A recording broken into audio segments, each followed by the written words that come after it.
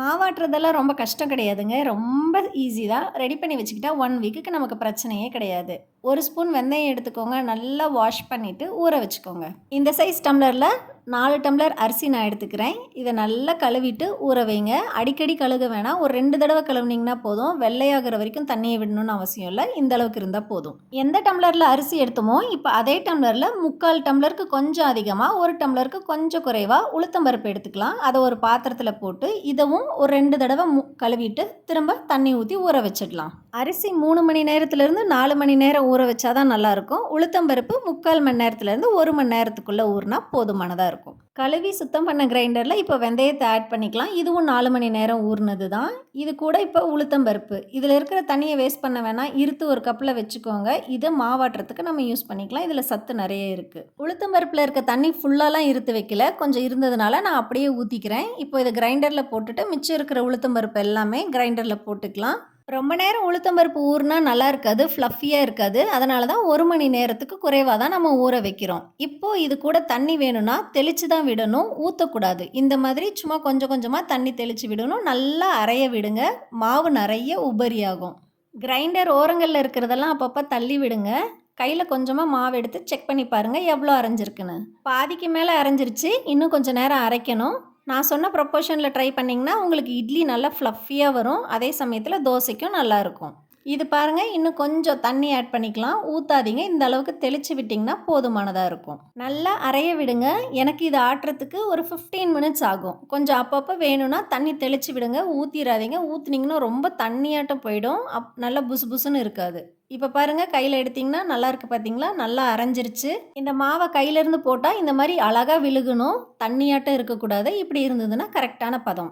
நீங்கள் தொட்டு பார்த்தீங்கன்னாவே உங்களுக்கு அந்த டிஃப்ரென்ஸ் தெரியும். உளுத்தம்பருப்பு எதுவும் இல்லாமல் ரொம்ப சாஃப்டாக இருக்கும். இப்போ இது ரெடி ஆயிடுச்சு. பெரிய பாத்திரமாக எடுத்துக்கோங்க. அப்போ தான் பொங்கி வரத்துக்கு நல்லாயிருக்கும். இப்போ இந்த மாவை தோண்டி பாத்திரத்தில் மாற்றிக்கலாம். ஒரு கையில் பாத்திரத்தை பிடிச்சிக்கோங்க. இன்னொரு கையில் மாவை தோண்டி போடுங்க. இந்த மாதிரி போட்டிங்கன்னா தான் உங்களுக்கு கொஞ்சம் ஈஸியாக இருக்கும்.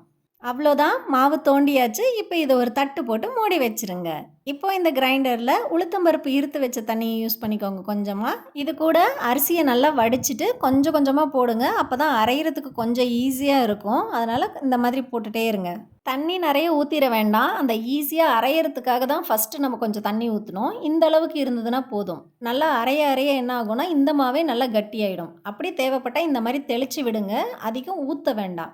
ஓரங்களில் இருக்க மாவெல்லாம் அப்பப்போ தள்ளி விடுங்க. எடுத்து பாருங்கள் எவ்வளோ அரைஞ்சிருக்குன்னு. பாதிக்கு மேலே நல்லாவே அரைஞ்சிருச்சு. பக்கத்துலேயே இருங்க. அப்பப்போ கொஞ்சம் செக் பண்ணி பாருங்கள். மாவு கொஞ்சம் கட்டியாக இருக்கிற மாதிரி இருந்தது அப்படின்னா கொஞ்சமாக தண்ணி தெளித்து விடுங்க. இன்னும் கொஞ்சம் நேரம் அரையிட்டோம். கொஞ்சம் பெருசு பெருசாக இருக்க மாதிரி இருக்குது. கொஞ்சம் நேரம் ஆயிடுச்சு. இப்போ கொஞ்சமாக கையில் எடுத்து பாருங்கள். நம்ம உப்புமாக்கு செய்கிற ரவை சைஸ்க்கு இருந்ததுன்னா கரெக்டானதாக இருக்கும். பாருங்கள், அந்த சைஸில் தான் இருக்குது.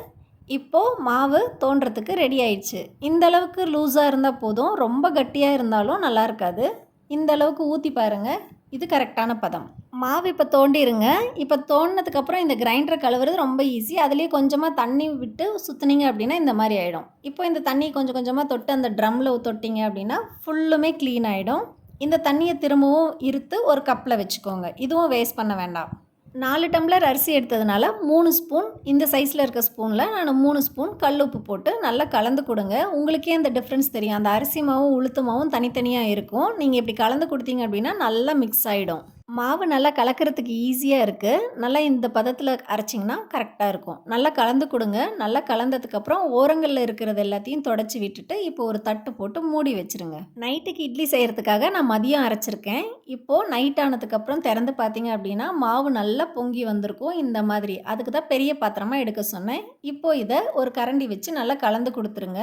மாவு நல்லா உள்ளே போயிடும். நான் சொன்ன அளவே உப்பு, உளுத்தம்பருப்பு, வெந்தயம், அரிசி எல்லாமே போட்டிங்க அப்படின்னா உங்களுக்கு இட்லி தோசை ரெண்டுமே சூப்பராக வரும். பாருங்கள், நல்லா கலந்து கொடுத்தாச்சு. மாவு நல்லா உள்ளே போயாச்சு. இப்போ நீங்கள் எந்த கண்டெய்னரில் யூஸ் பண்ணி நீங்கள் ஃப்ரிட்ஜில் ஸ்டோர் பண்ணுறீங்களோ அதில் நீங்கள் மாற்றி வச்சுக்கலாம்.